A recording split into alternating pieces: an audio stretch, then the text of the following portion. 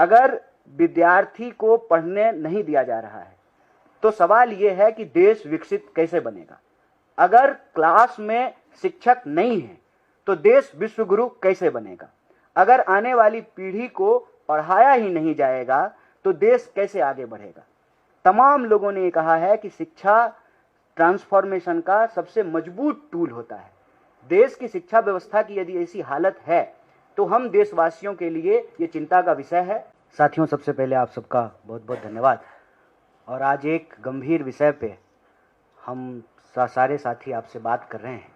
जैसा कि हमारे साथियों ने आपको बताया है कि नेता प्रतिपक्ष राहुल गांधी जी लगातार दलित, पिछड़े, आदिवासी, अति पिछड़े और अल्पसंख्यक वर्ग के जो विद्यार्थी हैं, जो शिक्षक हैं, जो कर्मचारी हैं, उससे लगातार मिल रहे हैं। ये एक दिन की बात नहीं है।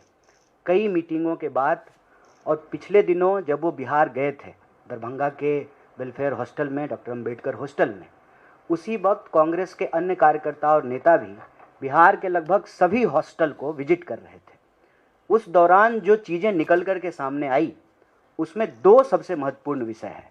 पहला ये है कि इन वर्ग के जो विद्यार्थी हैं वो आकर के कहते हैं कि हमको हमारा स्कॉलरशिप टाइम पे नहीं मिलता है। और जैसा कि हमारे साथी ने आपको बताया कि स्कॉलरशिप को अप्लाई करने की जो टोटल संख्या थी उसमें लगातार गिरावट आ रही है। और ये गिरावट क्यों आ रही है? क्योंकि टाइम पे पैसा नहीं मिलता है और प्रोसेस को एक पनिशमेंट की तरह बना दिया गया है। नतीजा ये है कि लोग अपने अधिकार पाना ही नहीं चाहते हैं क्योंकि उनको अधिकार मिलता ही नहीं है। तो जो पोस्ट मैट्रिक स्कॉलरशिप का मुद्दा है उसको लेकर के और हॉस्टलों में जो लिविंग कंडीशन है, जो रहने की हालत है, उसको लेकर के आज उन्होंने एक चिट्ठी लिखी है आदरणीय प्रधानमंत्री जी को। सरकार इस पे क्या कार्रवाई करती है ये आने वाले समय में पता चलेगा। लेकिन देश में इन वर्गों के विद्यार्थी की जो हालत है, आज लोग कबीर को याद कर रहे हैं। कई लोग कहते हैं कि आज उनका जन्मदिन है और कबीर कहते थे, जात न पूछो साधु की, पूछ लीजिए ज्ञान। तो आज हालत ये है कि कबीरा तेरे देश के कैसे लोग महान, जात ही पूछे एकलव्य की, परा रहन दे ज्ञान, काटे उसका अंगूठा, दे अर्जुन को तीर कमान। ऐसी परिस्थिति बना दी गई है कि लोगों के जो संवैधानिक अधिकार हैं वो अधिकार से उनको इस तरह से वंचित रखा जा रहा है कि उनको कोई भरोसा ही नहीं है कि यह अधिकार उनको प्राप्त होगा। सुसाइड का मुद्दा आपके सामने है और यह बात हम लोग कई बार उठा चुके हैं कि 1 घंटे में 2 विद्यार्थी, 2 नौजवान इस देश में आत्महत्या कर रहा है। इस देश के भीतर हॉस्टलों की जो लिविंग कंडीशन है, जो सरकारी संस्थान है, उनकी जो स्थिति है, जो उनका इंफ्रास्ट्रक्चर है, स्वाभाविक रूप से उसमें गरीब विद्यार्थी पढ़ने के लिए विवश हैं। और सरकार उनके लिए एक तो बजट कम करती रहती है। लगातार भारत में शिक्षा के बजट को कम किया गया है, इसको बढ़ाया नहीं गया है। और जो SC ST सब प्लान का पैसा है, राज्य की सरकारें और केंद्र की सरकारें उसको लगातार डाइवर्ट करती है। उसका नतीजा ये है कि शिक्षा जो हमारा बुनियादी अधिकार है, उस बुनियादी अधिकार से लोग मरहूम रह रहे हैं, वंचित रह रहे हैं। और ये वंचित वर्ग के खिलाफ एक बहुत बड़ा अन्याय है। इस अन्याय के खिलाफ न्याय योद्धा राहुल गांधी जी ने जो प्रश्न उठाया है उसको लेकर के आने वाले दिनों में हम देश के सभी न्याय पसंद, अमन पसंद, संविधान और इस देश के तिरंगे में भरोसा करने वाले लोगों से यह अपील करते हैं कि आप अपने समाज के, अपने क्षेत्र के, अपने राज्य के जो विद्यार्थी हैं, खास करके दलित, आदिवासी, पिछड़े, अति पिछड़े और अल्पसंख्यक वर्ग के जो विद्यार्थी हैं, उनके पढ़ने के अधिकार को, उनके रहने के अधिकार को, उनकी जो स्थिति है उसका जो है आप मुआयना कीजिए। आपको पता चलेगा कि वो बहुत बुरी हालत में रह रहे हैं। अगर विद्यार्थी को पढ़ने नहीं दिया जा रहा है तो सवाल ये है कि देश विकसित कैसे बनेगा। अगर क्लास में शिक्षक नहीं है तो देश विश्वगुरु कैसे बनेगा। अगर आने वाली पीढ़ी को पढ़ाया ही नहीं जाएगा तो देश कैसे आगे बढ़ेगा। तमाम लोगों ने ये कहा है कि शिक्षा ट्रांसफॉर्मेशन का सबसे मजबूत टूल होता है। देश की शिक्षा व्यवस्था की यदि ऐसी हालत है तो हम देशवासियों के लिए ये चिंता का विषय है। हम यहाँ से, इस मंच से तमाम देशवासियों से अपील करते हैं कि आने वाले दिनों में संविधान लीडरशिप प्रोग्राम के तहत, जो कि व्हाइट टी शर्ट अभियान का एक पहल है। हम आप सब लोगों से अपील करते हैं कि आप इससे जुड़िए और 100 दिनों के भीतर हम देश के जितने भी दलित, आदिवासी, पिछड़े, अति पिछड़े और माइनॉरिटी हॉस्टल्स हैं, उस हॉस्टल का हम ऑडिट करेंगे। और सिर्फ हम अपने जो हमारे जन संगठन हैं उसकी पहल नहीं है ये अभियान, ये पहल देश का अभियान होना चाहिए, क्योंकि ये देश के भविष्य का सवाल है। विद्यार्थी देश का बुनियाद होते हैं। जब तक हमारी शिक्षा व्यवस्था अच्छी नहीं होगी, हमारा देश भी जो है विकसित और बेहतर नहीं हो सकता है। तो इस अभियान में आप सब लोग जुड़िए जो संविधान पे भरोसा करते हैं। अपने आसपास के हॉस्टल को ऑडिट कराने में हमारी मदद कीजिए। 100 दिनों के भीतर हम देश के सभी हॉस्टल को विजिट करेंगे और वहाँ का जो लिविंग कंडीशन है उसकी स्थिति जो है उसको उजागर करेंगे, देश के सामने उसको लेकर के आएंगे। तो हमारा सबसे पहला जो पहल है ये संविधान लीडरशिप प्रोग्राम का, कि पूरे देश के हॉस्टलों का ऑडिट किया जाएगा।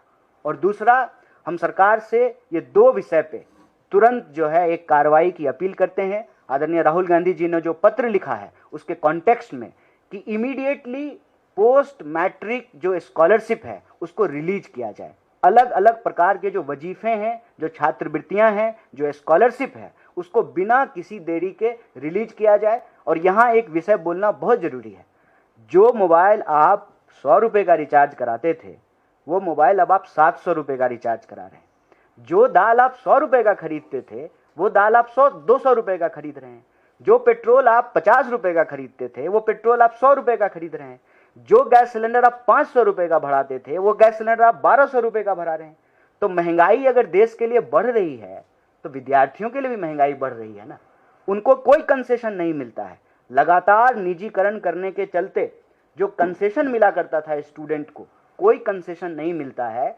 तो जो ये महंगाई लगातार बढ़ रही है, इस कॉन्टेक्स्ट में छात्रवृत्ति की जो राशि है उसको भी बढ़ाना चाहिए, क्योंकि महंगाई का शिकार विद्यार्थी भी होता है।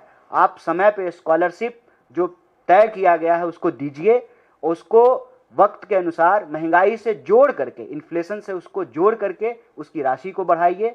और दूसरा, जो SC ST सब प्लान का पैसा है उसको बिना डाइवर्ट किए हुए देश के जो पिछड़े वर्ग के विद्यार्थी हैं, जो गरीब विद्यार्थी हैं, जो दलित, आदिवासी हैं, जो माइनॉरिटी वर्ग के जो हॉस्टल्स हैं, उसके लिविंग कंडीशन को बेहतर कीजिए। अगर देश के नेताओं के लिए सेंट्रल विस्टा बन रहा है, पार्लियामेंट बन रहा है, 20,000 करोड़ का प्रोजेक्ट है, MP के लिए, मंत्री के लिए अच्छा बंगला बन रहा है, प्रधानमंत्री के लिए 8,500 करोड़ का हवाई जहाज खरीदा गया है। तो प्रधानमंत्री हैं, विदेश मंत्री थोड़ी हैं, वो तो जो है दूसरे हवाई जहाज से भी जा सकते हैं। ये जो झूठा कंपटीशन है ना दुनिया में दिखावे का, इससे बाहर आना चाहिए। देश का शान इससे तय नहीं होता है कि राजा का महल कितना बड़ा है। देश का शान इससे तय होता है कि देश की यूनिवर्सिटी कैसी है। जिस गौरवशाली परंपरा की हम बात करते हैं, उस परंपरा में यह नहीं बताया जाता है कि चंद्रगुप्त का महल कितना आलीशान है। ये बताया जाता है कि नालंदा विश्वविद्यालय कितना महान था, विक्रमशिला विश्वविद्यालय कितना महान था। तो देश की यूनिवर्सिटी से ये तय होगा कि देश कितना ताकतवर है। सरकार बिना किसी देरी के इस पर तुरंत पहल करे और आने वाले दिनों में संविधान लीडरशिप प्रोग्राम के तहत, जो कि व्हाइट टी शर्ट मूवमेंट का उस अभियान का एक पहल है, हम तमाम देश के हॉस्टलों में 100 दिन के भीतर जाएंगे। और देश के आम लोगों से भी ये अपील है, ये शिक्षा का सवाल है, ये आपका सवाल है, ये देश का सवाल है, ये आपके आने वाली पीढ़ी का सवाल है। आप भी इस मुहिम से जुड़िए। संविधान लीडरशिप प्रोग्राम के तहत हॉस्टलों के ऑडिट में हमारी मदद कीजिए। बहुत बहुत शुक्रिया, बहुत बहुत धन्यवाद। एक पॉइंट और मैं ऐड करना चाहता हूं, सरकार से निवेदन करता हूं कि एक तरफ तो छात्रवृत्ति का जो राशि है उसको बढ़ाया जाना चाहिए, उसके साथ साथ जैसे लोगों की इनकम बढ़ रही है, तो दूसरी तरफ हम देख रहे हैं कि जो स्कॉलरशिप के लिए इनकम का क्राइटेरिया है वो अभी भी पुराने वाला चल रहा है। कुछ जगह 1 लाख है, कुछ जगह 2.5 लाख है। जब EWS के लिए 8 लाख की इनकम लिमिट है, तो इसमें भी 8 लाख की इनकम लिमिट होनी चाहिए, ये हम मांग करते हैं। उसमें भी बहुत ज़्यादा दिक्कत है, एटलीस्ट 5 लाख तो हो। 1 लाख और 2.5 लाख इनकम के चक्कर में ज़्यादातर लोग तो उससे वैसे ही वंचित हो जाते हैं, क्योंकि न्यूनतम मजदूरी जिसको मिल रही है वो भी इस स्कॉलरशिप में अगर अप्लाई नहीं कर सकता, तो फिर इसका मतलब आप डिनाई कर रहे हैं लोगों को छात्रवृत्ति देने से। Thank you. कोई सवाल आप लोग करना चाहिए? इधर आप लोगों ने दो चीज़ का जिक्र किया है, राहुल गांधी ने भी अपने लेटर में दो चीज़ों का जिक्र किया है, स्कॉलरशिप को लेके और लिविंग कंडीशन ऑफ स्टूडेंट्स को लेके। विक्रांत जी, आपने एक तीसरा चीज़ भी आपने जो मेंशन इस तरीके से वार्डन की भर्ती हो रही है और जो आइडियोलॉजी है, वो चीज़ आप लोगों ने कैसे आइडेंटिफाई किया? क्या स्टूडेंट की तरफ से कुछ बताया गया है और क्या उनके आइडियोलॉजी को चेंज करने के लिए कुछ किया जा रहा है हॉस्टल्स में? नहीं, वो मैं बताता हूँ। ऐसी ये तो हर जगह आप देखिए हॉस्टल्स के अंदर सोशल वेलफेयर डिपार्टमेंट्स के सुपरिटेंडेंट्स होते हैं, और सुपरिटेंडेंट्स में ये मैंने खुद नोटिस किया है दिल्ली की सरकार में मंत्री रहते हुए कि जिस समाज से वो जुड़े हैं उस मानसिकता से वो काम करते हैं, तो कई बार बच्चों की तरफ से शिकायतें आती हैं और फिर हम लोग ऐसे इश्यूज़ को टेकअप करते हैं। कई बार हमने उनके ट्रांसफर्स भी किए हैं, पनिशमेंट भी किए हैं, स्मॉल टोकन पनिशमेंट। तो ये अगर दिल्ली के अंदर हो सकता है, जो मैंने खुद देखा है, तो मैं समझता हूँ पूरे देश के राज्यों के अंदर भी, हॉस्टल्स में भी, और साथ में जो रेजिडेंशियल स्कूल्स हैं और इसके साथ साथ चिल्ड्रन होम हैं, और जो फिजिकली चैलेंज लोग हैं उनके लिए भी जो होम्स हैं, उस तरह की शिकायतें वहाँ भी आती हैं। तो मैं समझता हूँ कि जो मैंने खुद शिकायत रिसीव की है उस तरह की शिकायत निश्चित तौर पर स्टेट्स के अंदर आती होंगी। इसी आधार पे भूरिया जी ने बोला होगा। मैंने ये सवाल लगाया था विधानसभा का, जो जवाब आया है ये बाकायदा विधानसभा से जवाब आया है कि वैकेंसी हैं, बहुत बड़े स्तर पर वैकेंसीज हैं।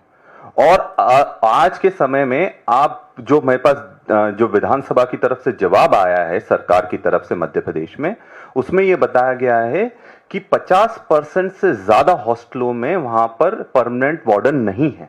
टीचर्स को ही एक्स्ट्रा प्रभार देकर वार्डन का भी अध्यक्ष जो अधीक्षक होता है उसका प्रभार दिया जाता है, और जानबूझकर, क्योंकि वो उनको कमीशन भी देता है और बीजेपी के विचारधारा को भी आगे बढ़ाता है। कोई भी बात ऐसे ही हवा में नहीं कह रहे हैं, मतलब कहने के लिए कोई बात नहीं है, राजनीति करने के लिए ये बातें नहीं है। बहुत संवेदनशील और गंभीर मुद्दा है। कॉन्टेक्स्ट ये है, सबके अपने अपने अनुभव हैं। पिछले दिनों राहुल गांधी जी जब दरभंगा गए, आप उस पूरे इंसिडेंट को देखिए। ये बिहार की संस्कृति नहीं है।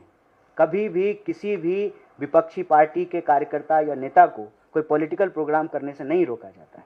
ये तब होता है जब आइडियोलॉजिकली मोटिवेटेड, और खास करके बीजेपी के जो लोग हैं, जो डिसेंट को स्वीकार नहीं करते हैं, जो अपोजिशन को स्वीकार नहीं करते हैं, उनका नारा और उनकी समझ यही है, एक देश में एक ही पार्टी होनी चाहिए। उसी के तहत वो काम करते हैं। जब राहुल जी को दरभंगा में हॉस्टल में जाने से रोका गया, तो वहाँ पर उसी वक्त बिहार के अलग अलग हॉस्टल में लोग जा रहे थे। मैं खुद जो है वो कर्पूरी छात्रावास में गया था। जब शाम को वहाँ पहुँचे, सब कुछ ठीक था। वो जो है स्पेशल जो है एक मीटिंग बुलाई गई ऑनलाइन, सारे जो है warden, quote and quote warden, उनको जो है आदेश दिया गया कि हॉस्टल में किसी को नहीं घुसने देना है। उसके बाद विद्यार्थी जो है बाहर आ गए, हॉस्टल के बाहर मीटिंगें हुई और वार्डन वहाँ मौजूद थी। वो जो है गेट बंद कर दी। विद्यार्थियों को, क्या वो कैदखाना है, क्या वो जेल है? इस देश में क्या विद्यार्थियों को किसी और व्यक्ति से जो है, मैं खुद हॉस्टल में रहा हूँ, क्या उनका मिलने का अधिकार नहीं है? तो ये आइडियोलॉजिकली मोटिवेटेड लोग हैं और उनको ऐसा करने के लिए कहा जाता है। अगर वो ऐसा नहीं करते हैं तो फिर उनको प्रताड़ित किया जाता है। और मध्य प्रदेश का वो एक एग्जाम्पल दे रहे हैं। आप एक कॉलेज का प्रिंसिपल जो है उसको क्यों सस्पेंड कर दिया गया? उसने क्लासरूम में सिर्फ इतनी बात कही कि देश संविधान से चलेगा, किसी धार्मिक जो है टेक्स्ट से नहीं चलेगा। तो अगर पढ़ना है तो देश का संविधान पढ़ो। इतने बात पे जो है एक विद्यार्थी परिषद से जुड़े हुए कुछ विद्यार्थियों ने कंप्लेन किया। उसके बाद जो उस प्रिंसिपल को सस्पेंड कर दिया गया, वो प्रिंसिपल कोर्ट की लड़ाई लड़ करके दोबारा रीइंस्टेट हुआ है। तो ये ऐसी कोई बात हम लोग नहीं कह रहे हैं जिसका जो है सच्चाई से वास्ता ना हो। ये आज की परिस्थिति है। जो लोग भी सत्ता में बैठे हुए लोगों का विरोध करते हैं, सवाल उठाते हैं, उनके ऊपर तमाम तरह की कार्रवाई की जाती है। और जो सत्ता के साथ नतमस्तक होते हैं उनको तमाम तरीके का रिवार्ड दिया जाता है। वही बात जो है हमारे साथी यहाँ पे रख रहे हैं। Thank you. आप कह रहे हैं कि दरवाजे बंद कर दिए जाते हैं छात्रावासों के और मिलने नहीं दिया जाता है। राहुल गांधी के साथ साथ उस दिन मेरे ख्याल 60-65 जगहों पर आप लोग पूरे बिहार में गए थे। लेकिन अब तो आप 100 दिन का प्रोग्राम आज लॉन्च कर रहे हैं और आप ये कह रहे हैं इसका, तो आपको लगता है आप रीच आउट कर पाएंगे 100 दिन तक और उन छात्रों तक पहुंच पाएंगे जब छात्रावास के एक ही मुलाकात के लिए दरवाजे बंद कर दिए जा रहे हैं? देखिए, नाभिक की धैर्य परीक्षा वही है ना, जब धाराएं प्रतिकूल हो। हमारा जब सरकार है, हमारी जहाँ पे शासन प्रशासन है, वहाँ हम नीतियों को सीधे तरीके से लागू कर रहे हैं। अब कर्नाटक में या तेलंगाना में या हिमाचल में चीज़ों को लागू करने के लिए हम लोगों को कोई मशक्क़त नहीं करनी पड़ रही है। यहाँ जब एक अंडरस्टैंडिंग पार्टी के भीतर होती है, सरकार उसको लागू करती है। आप तेलंगाना में जाकर के हॉस्टलों को देखिए, वहाँ जो हमारे डिप्टी सीएम हैं वो खुद इसको मॉनिटर करते हैं और 5 स्टार फैसिलिटी के साथ जो है हॉस्टल बनाए जा रहे हैं। लेकिन जहाँ हमारी सरकार नहीं है, तो इस देश के जिम्मेदार विपक्ष होने के नाते हमारी जिम्मेवारी क्या है? राहुल जी ने जो चिट्ठी लिखी है, जो प्रश्न उठाया है, जो विद्यार्थी आकर के उनको कह रहे हैं, ऐसा नहीं है कि हम लोगों को कोई सपना आ रहा है। आप देखेंगे कि लगातार जो इंटरेक्शन हो रहे हैं राहुल जी के, आदिवासी छात्रों से मिले, दलित छात्रों से मिले, पिछड़े अति पिछड़े वर्ग के छात्रों से मिले, अल्पसंख्यक समुदाय के छात्रों से मिले, शिक्षकों से मिले, कर्मचारियों से मिले, और वो जो इशू रेज कर रहे हैं और वो कह रहे हैं कि देश का विपक्ष का नेता होने के चलते आप इसको रेज कीजिए। आप दरभंगा के इंटरेक्शन को अगर देखेंगे तो ये प्रश्न साफ साफ वहाँ के विद्यार्थियों ने उठाया है। तो परिस्थिति चाहे कितनी भी मुश्किल क्यों ना हो, हॉस्टल में नहीं घुसने दिया जाए। आज तो कहते हैं ना डिजिटल इंडिया, अब डिजिटल इंडिया का लाभ जो है भाजपा के नेता उठा रहे हैं, तो जो है इस देश की जनता भी उठा सकती है। हमको नहीं घुसने देंगे तो लोग वीडियो बना करके अपने जो है बाथरूम का वीडियो भेजेंगे, देखिए यहाँ पे कैसी बाथरूम है, कैसा जो है यहाँ पे पीने का पानी का स्थिति है, कैसा खाना बन रहा है। इस तरीके से भी ऑडिट हो सकता है। नेताओं को नहीं घुसने देंगे, आम नागरिकों को तो घुसने देंगे।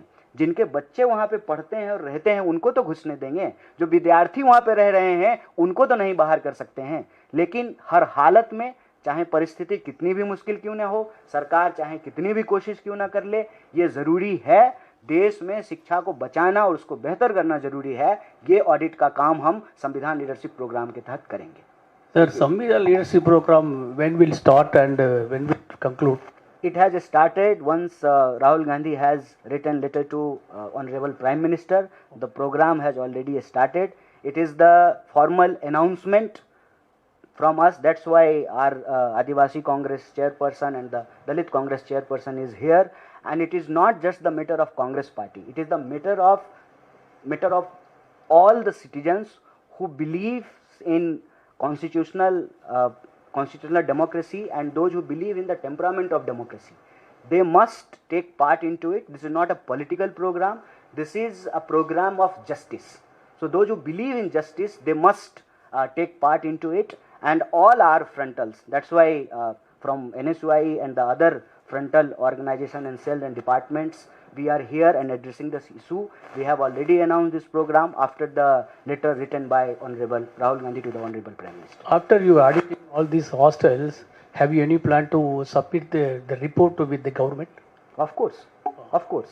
See, the deliberations, discussions, interactions, the only purpose to understand the intensity of the matter. Once the factual data we have, definitely will submit to the government, because any policy will be passed by the parliament. So this data will definitely submit to the government. Thank you so much.